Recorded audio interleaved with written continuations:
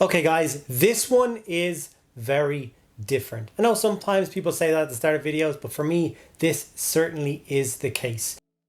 So in today's video, I'm going to be working on Lysander. And why is Lysander so important to me? Imperial Fists are, of course, my favorite Space Marine chapter. They have been since I was, I don't know how old, like 20 plus years or so I've been collecting them.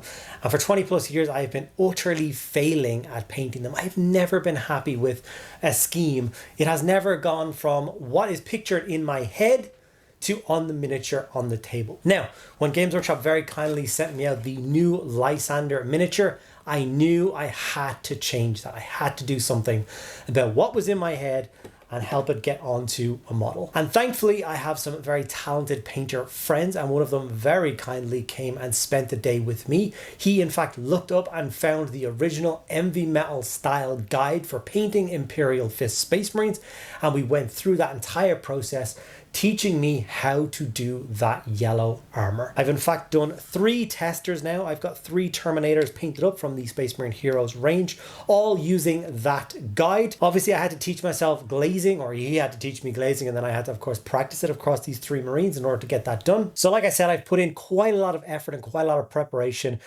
for this. So without further ado, let's dive in and see if I can pull off an Eavy Metal style Lysander. I'm nervous. I hope you're excited. Okay, so this is, of course, the beautiful new Darnath Lysander miniature. Like I said, he is so super important to me. He was the first special character that I ever actually purchased and owned. I used him in so many games, and I never had him painted because I just didn't know how. So now a beautiful new plastic one has come out, and it is only fit and proper that I spend a good amount of time getting this one looking as nice as possible. So this is the grey plastic that we are currently at. I have left the head off for ease of painting, and the shield is actually off as well.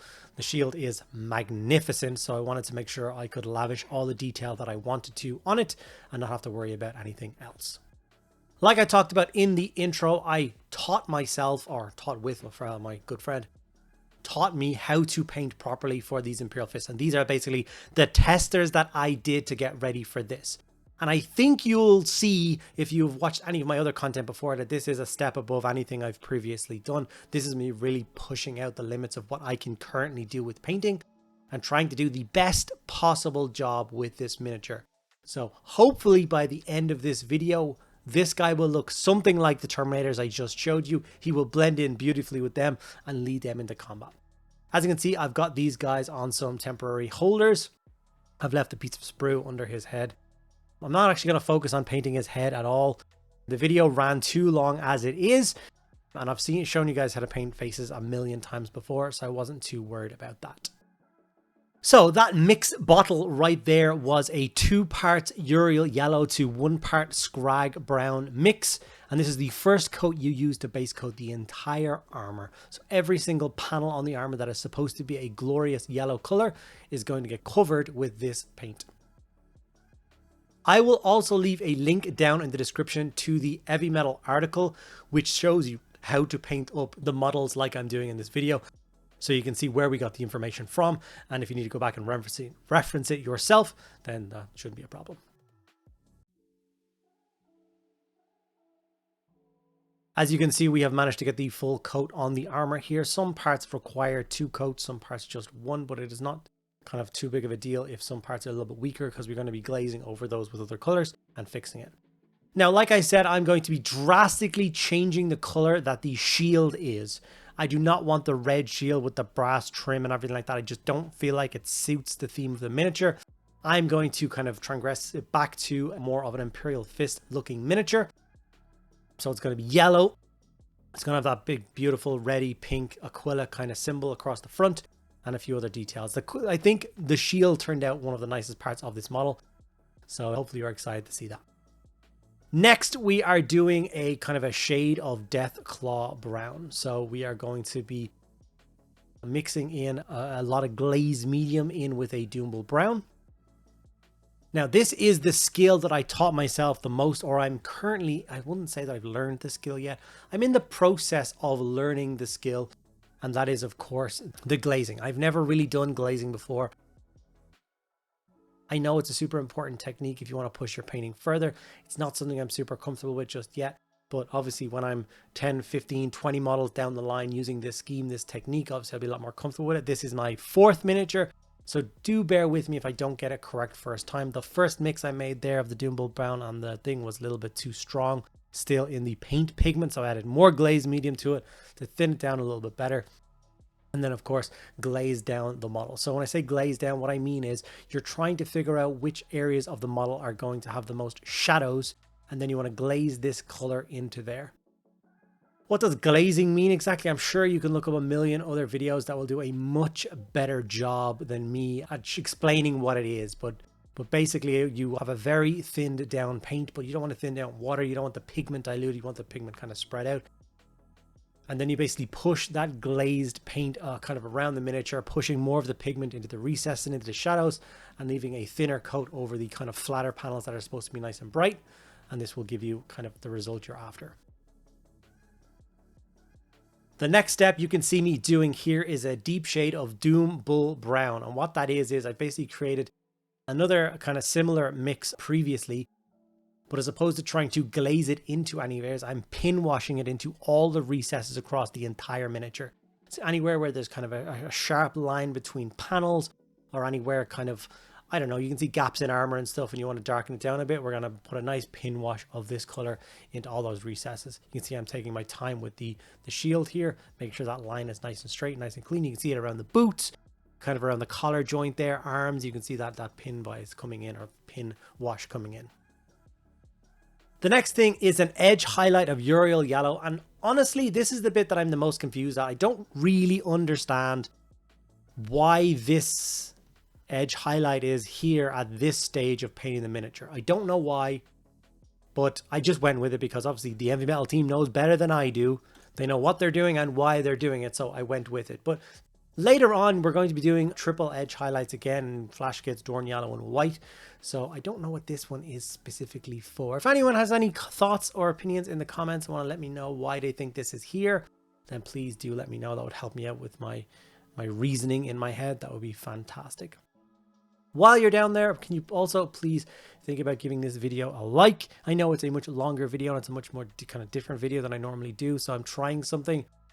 So hey, it might go great or it might go really badly, but we'll see. But yeah, give the video a like, and if you are so inclined, you enjoy my content, you want to give me a subscription as well, please do hit that subscribe button and get involved. So as you can see, I'm very much taking my time and feeding the rest around all those armor panels, making sure I get a nice, clean, crisp edge highlight on all the parts. I know this video is quite long, but half of it is painting the yellow, and then the rest of the model is the other half of the video, so don't worry too much about that. Okay, now we're moving on to the next glaze. This is the Uriel Yellow glaze. I think the most important step of painting this miniature is this step. That's just my personal opinion. Maybe you guys disagree. Who knows? But basically we're going to be mixing up a very similar step to the Scrag Brown, or sorry, the Deathclaw Brown glaze. A lot of glaze medium. We want to thin it right down until it is the right consistency. The way the person that was teaching me how to do it, basically the consistency of milk. You want it to be translucent when you test it on a piece of paper or on a piece of the model, to have all those other colors bleed through. So once you get that kind of consistency down, it's quite easy to apply it to the model. And the idea is you want to hit all of those flat panels and you want to push the color onto kind of the brightest parts. You want the bits that are going to get hit by the most sun or the most light that's above the model or whatever to be hit with the Uriel Yellow. And then any of the darker bits, anywhere where kind of the armor creases in or there's joints or there's lines, is not where the glaze is going to go. So the bottom half of panel, or almost like the bottom third of a panel, is going to be left that first Deathclaw Brown one. And then we're going to pull the nice bright color up from there and have it blend together. Some panels, of course, will have shades in the bottom, some will have shades on the top. It's up to you to try and decide where those are meant to go. You decide where the light source is on the model and then kind of go from there. Obviously with the shield, it is a large kind of flat part, so it's kind of hard to pick out which bits are bright and which bits are dark. I kind of just went a slight bit darker towards the end of the shield and then a little bit lighter at the top. But as I was discussing with Laura, as I was painting this model up yesterday, I then realized that the shield technically would be on the model slightly tilted. So therefore the light should be Do you know what I mean? The whole angle of the shade should be like tilted like 34 degrees to the left. Obviously that's for a little bit more advanced than me painters. They would have realized that, but I unfortunately didn't realize it until it's too late. I don't think it makes a huge difference, so don't be worrying about it too much.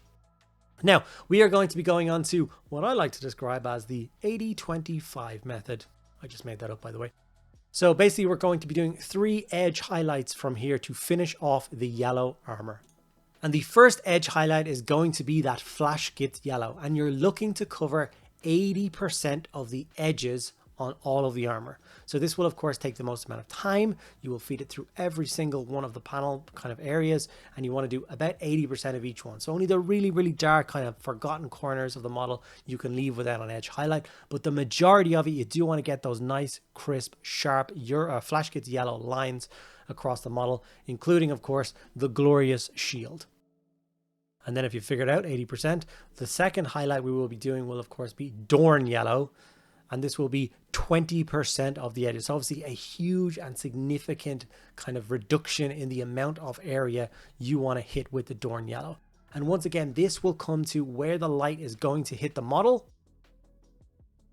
So you will notice as I start to apply it to the model, like when we go to those curved areas, I'm basically just going for like the top 20% that goes up over the knee.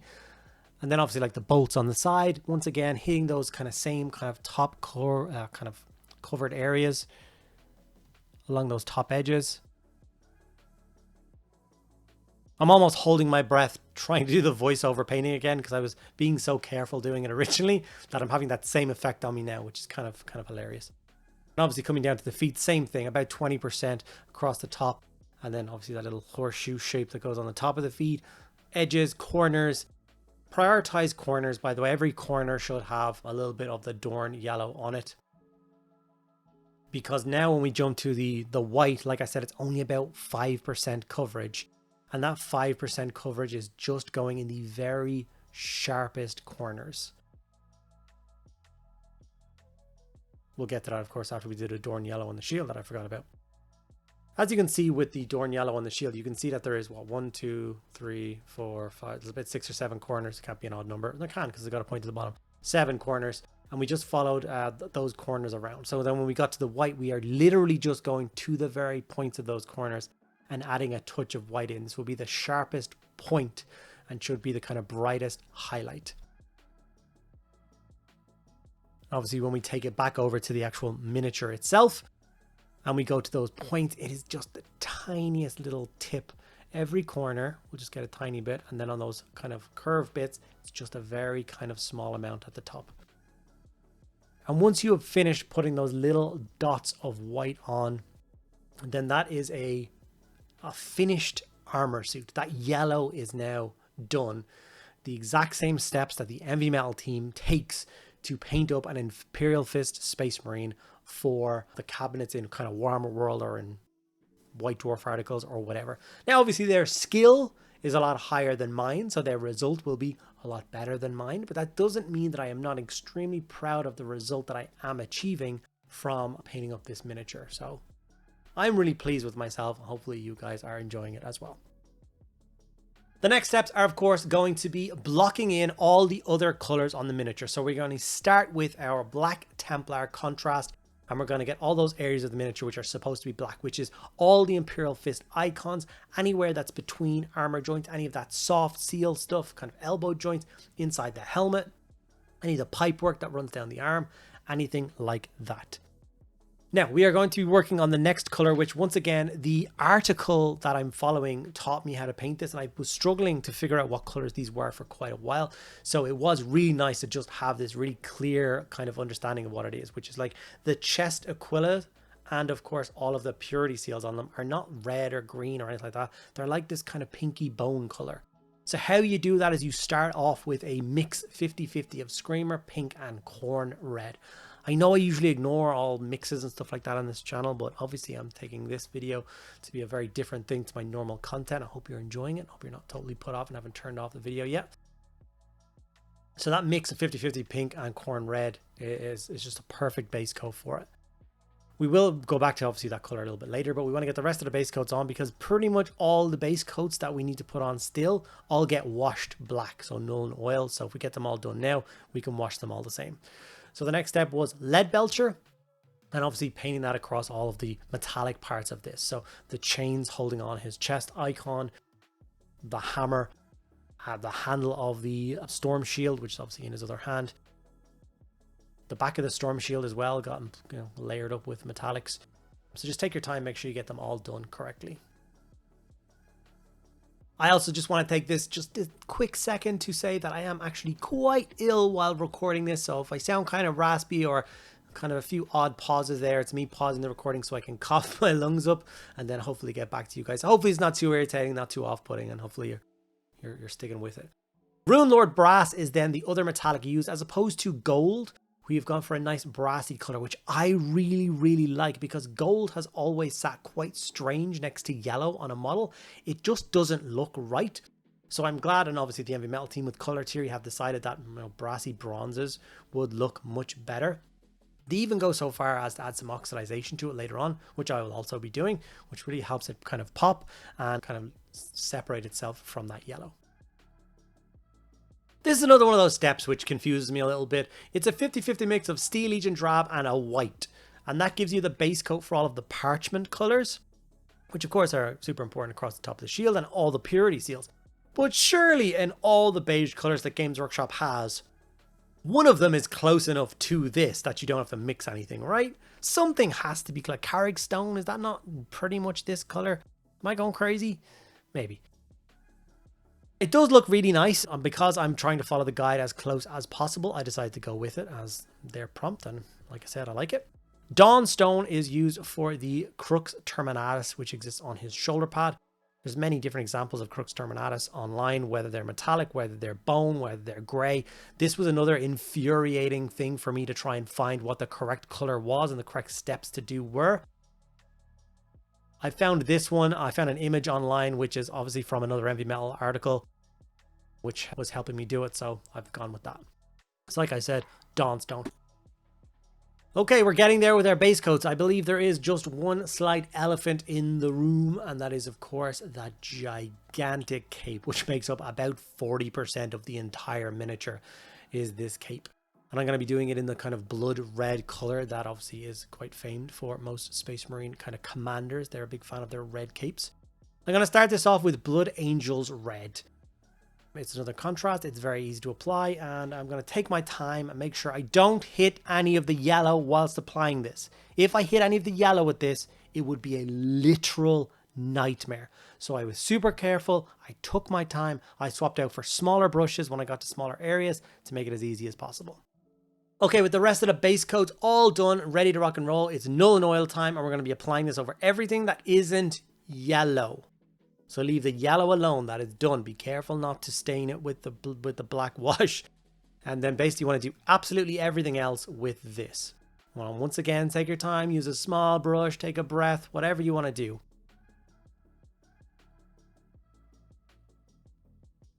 I think, in fact, I know I was supposed to leave the purity seals in the parchment and wash those with sepia. That's a mistake that I made. I kind of got a little bit overzealous while I was kind of had the black wash out. I just rolled with it. But if you are deciding to follow along, pay attention to that parchment thing, and you will see that it says sepia on that particular article. But like I said, I don't think it makes a huge difference. And of course, the shield detailing all got done with that black wash as well. So we have our model fully base coated and washed with the yellow already done. We're making some serious progress. I think you can finally see what this model will look like at the end. And I think it's going to look pretty special. The red is obviously atrocious, but we'll get to that later on. So now we're going to work up that beautiful chest eagle. And as you can see, I was holding 3 colors there. Why?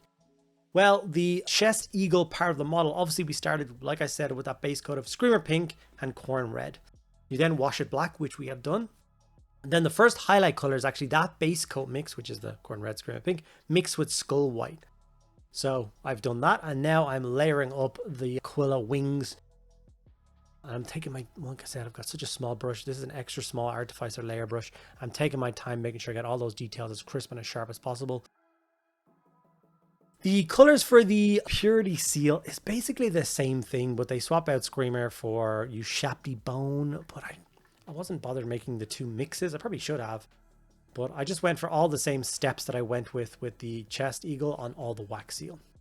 Speaking of Chest Eagle, the final highlight is a pure Screaming Skull along the very edges and the very kind of like tip areas of that. And then when you get over the top, you can hit some of those sharp parts and kind of the pointy bits for that last highlight. This is, I think, going to make the shield pop and look really, really nice. Okay, so for the parchment, it's exactly the same as the pink bits that we just did. It's that base coat mix, which was, of course, Steel Legion Robin white, mixed with a little bit of white. So it's your previous color, just adding a little bit of white into it and doing a layer job across the top. After that's fully dried, all you're doing is going back with pure white for all of those kind of sharp cornered areas, which I am quite sold on, these kind of final kind of real touch sharp highlights in the corners and stuff. It really is making the model pop. Even kind of mundane areas and stuff like that, the scroll work is popping a little bit more. So if I've learned nothing else except for maybe the beginnings of my glazing journey, plus those really fine, really pure edge highlights on tips of things, is making things pop out a lot more. And I think I've improved from this video alone, which I think is a huge step. Corvus Black was used to highlight all of the Imperial Fist logos that exist across this model. I think there's 3 or 4 of them, so do take your time and find them all.